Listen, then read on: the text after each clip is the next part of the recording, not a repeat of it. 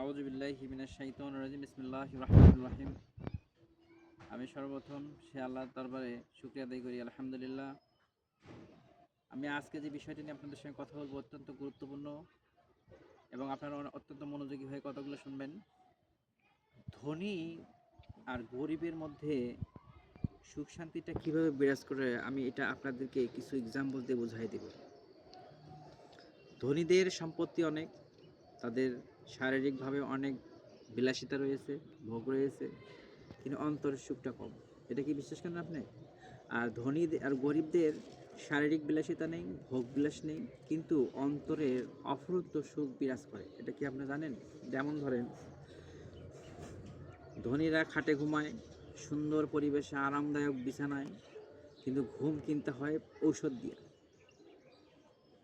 আর গরিবদের ঘুম হয় সারাদিন পরিশ্রম করে যখন কাঠ বাঁশের বিছানায় শুয়ে পড়ে, তারা শোয়ার সাথে আল্লাহর অশেষ রহমতে ঘুম। অর্থাৎ গরিবদের ঘুম কোনো ওষুধ দিয়ে কিনতে হয় না, আল্লাহ প্রদত্ত ঘুম, অন্তর থেকে ঘুম আসে।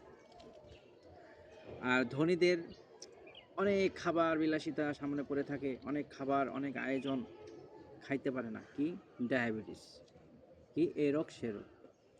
আর গরিবদের সারাদিন কায়িক পরিশ্রম করে দিন শেষে রাতে যখন এক মুঠো ভাত এবং যে কোনো তরকারি হোক না কেন, সে মাশাআল্লাহ তৃপ্তির সহিত খেয়ে ফেলে। কিন্তু ধনীরা মানে অর্থাৎ খাবার সামনে রেখেও খাইতে পারলাম না, কি আফসোস। আর গরিবদের পার্থক্যটা কি? খাবার যা ছিল আলহামদুলিল্লাহ বিসমিল্লাহ বলে শুরু করে আলহামদুলিল্লাহ বলে শেষ, তৃপ্তির সহিত খেয়ে ফেললাম।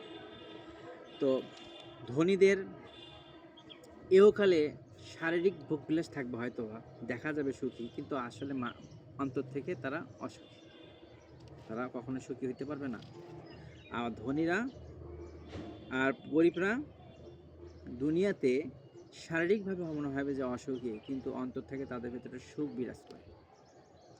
আবার ধনীদের পরকালে অজস্র জবাব দিতে থাকবে, যত সম্পদ থাকবে সব সম্পদের যারা যার করে হিসাব মহান আল্লাহ তাআলা হাসরের ময়দানে নেবে, অর্থাৎ তাদের জান্নাত পাওয়া অনেক কঠিন হয়ে যাবে। আর গরিবদের হাসরের ময়দানে যখন আল্লাহ তাআলার সামনে যাবে, তাদের সম্পত্তি যখন যারা যার হিসাব নেওয়া হবে, দেখা যাবে তাদের যে দুনিয়ার বুকে সম্পদ ছিলই না, তাদের জবাব দিতে হবে কম, অর্থাৎ জান্নাত হবে অতি সন্নিকটে। তাহলে এই হলো ধনী আর গরিবের মধ্যে পার্থক্য। যারা দুনিয়ার বুকে ধনী হতে চায়, তারা আখিরাতের বুকে হলো ফকির। যারা দুনিয়াতে গরিব হতে চায়, তারা আখিরাতের ধনী। এটা মাথায় রাখবেন। আমার কথার মধ্যে কোনো ত্রুটি থাকলে অবশ্যই আমাকে মাফ করবেন। আসসালামু আলাইকুম ওয়া রাহমাতুল্লাহি ওয়া বারাকাতুহু।